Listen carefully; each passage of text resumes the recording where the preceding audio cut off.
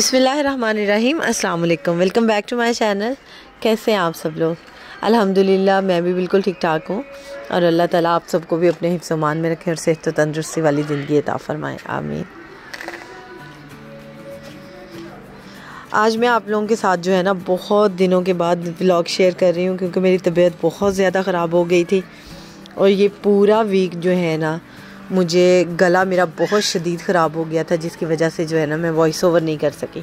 Videos जो थी ना वो भी मुझसे प्रॉपर नहीं बन पा रही थी और तबीयत तो इतनी कि ज़्यादा ख़राब थी ना, फ़ीवर बहुत ज़्यादा था और खांसी बहुत ज़्यादा थी, जिसकी वजह से वॉइस ओवर जो है ना वो मैं कर ही नहीं पा रही थी। इनफैक्ट अभी भी मुझे खांसी आती है, लेकिन ये है कि ज़रा रुक रुक के सांस ले लेके तो मैं जो है ना वॉइस ओवर कर रही हूँ।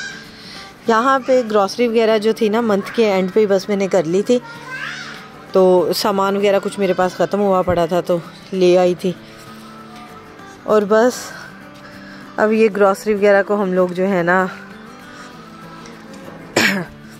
शॉपिंग वगैरह भी सिस्टर मेरे साथ गई थी तो कुछ उसने अपनी भी शॉपिंग की थी। तो ये सोफ़े के कवर इतने खूबसूरत है ना, ये लेके आई है और माशाल्लाह मिले भी बिल्कुल ये मुनासिब प्राइस में। ये अभी इसका काफ़ी बड़ा सोफ़ा है और ये काटन साटन में है। मैंने अपने सोफ़े के कवर लेके आई हूँ, वो दूसरा जो मिक्स जर्सी वाला स्टफ़ होता है ना वो वाले थे, लेकिन ये सबा के जो है ना काटन साटन में मिल गए थे और इतने खुले और इतने ज़बरदस्त इसके सोफ़े पे माशाल्लाह ये पूरे आए हैं ना, और लग भी कलर अच्छा रहा था।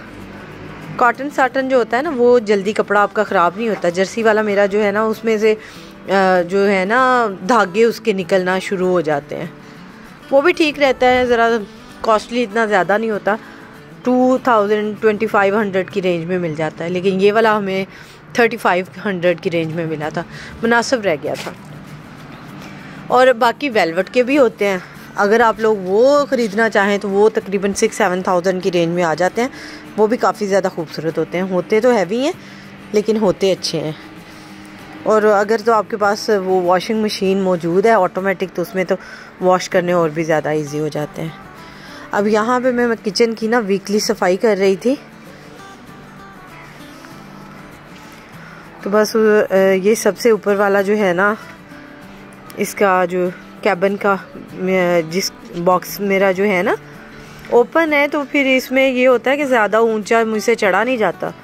तो जब कभी इस तरह जो है ना ज़रा लंबी वाली सफाई करनी हो ना तो फिर भी मैं किसी चीज़ के ऊपर चढ़ के ना तो शेल्फ़ के ऊपर या जो मेरा टेबल है उसके ऊपर पाँव रख के तो इस तरह इसकी क्लीनिंग कर लेती हूँ।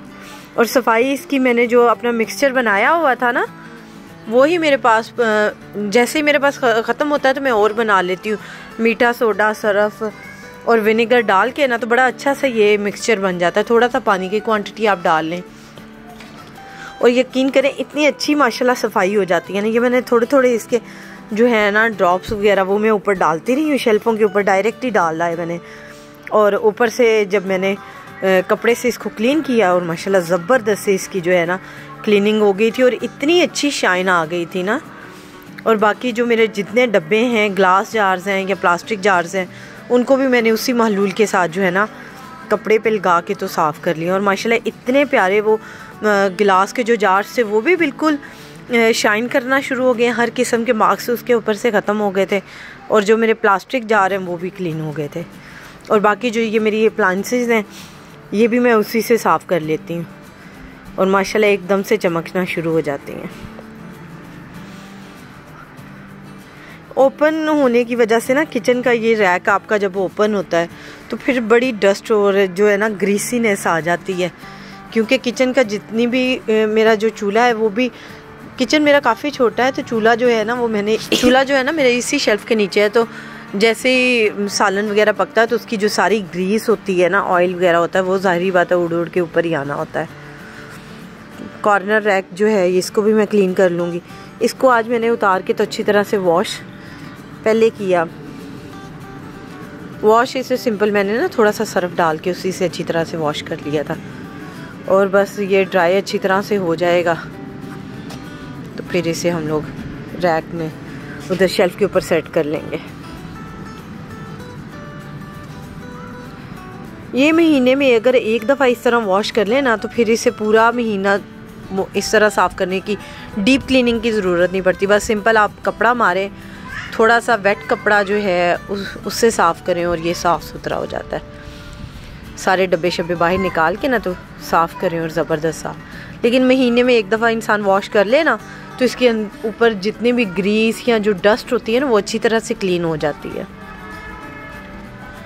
बाकी इसकी जो बारीक साइड नहीं थी वहाँ पे मैंने जो है ना छोटा ब्रश रखा हुआ है, तो वो बड़ा इजीली उससे इसकी सफाई हो जाती है।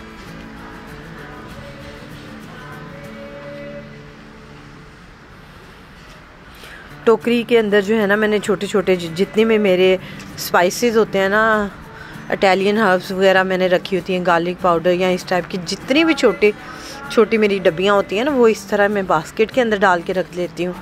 तो वो ज़्यादा बिखरी नहीं मेरी रहती हैं, आराम से सिर्फ बास्केट में अरेंज की, बास्केट में से उसे निकाला अरेंज किया, साफ़ सुथरा करके तो वापस बास्केट में रख दिया। और बास्केट को ही आराम से मैं निकालती हूँ और जो भी चीज़ मुझे चाहिए होती है मैं ले लेती हूँ।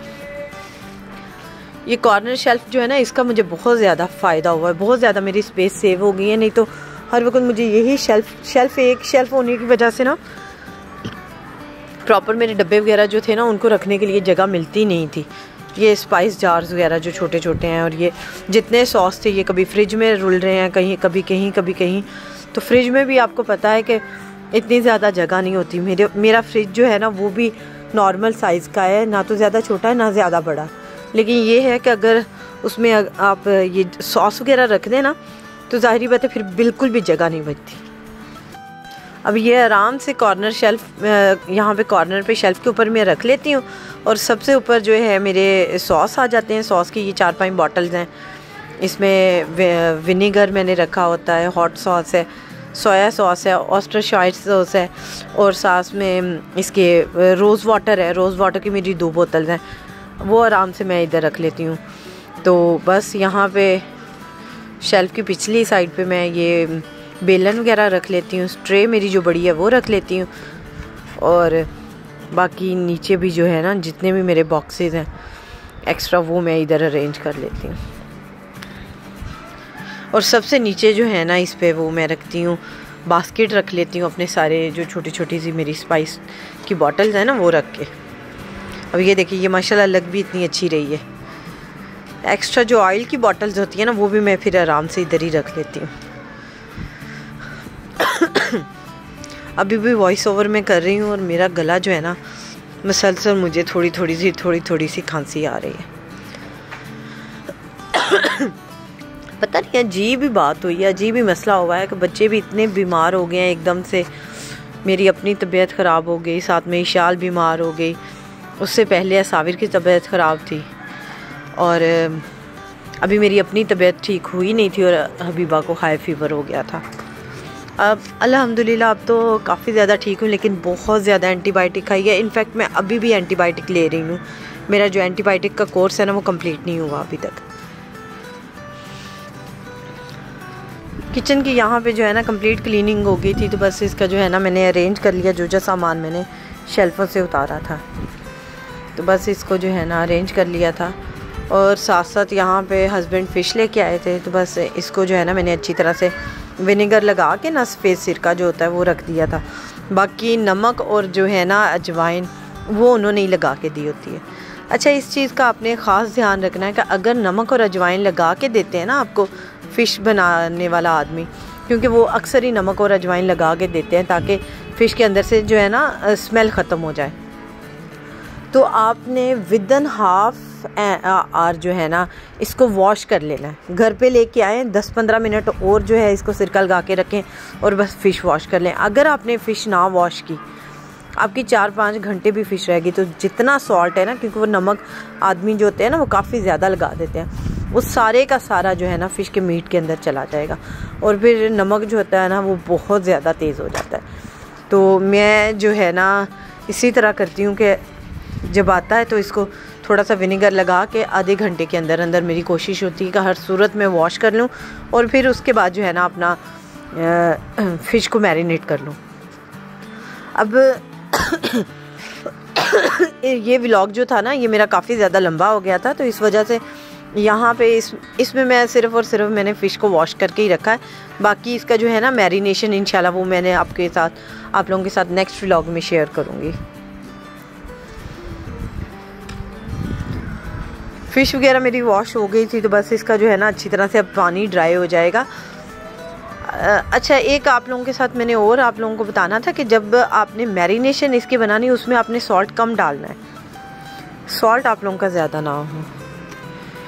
और बस जी, यहाँ पे ग्रॉसरी वगैरह जो मैं लेके आई थी वो जो है उसको उसकी जगहों पे वापस रखना था। डब्बों की जो है दालों के डब्बों की रीफिलिंग करनी थी, स्पाइसेस की रीफिलिंग करनी थी। बाकी ये जो है ना जितना भी पेंट्री का मेरा एक्स्ट्रा जो स्टॉक होता है ना वो फिर मैं जाके अपने जो सामान जहाँ पे जिस कैबिन में मैंने रखा होता है ना वहाँ पे रख देती हूँ।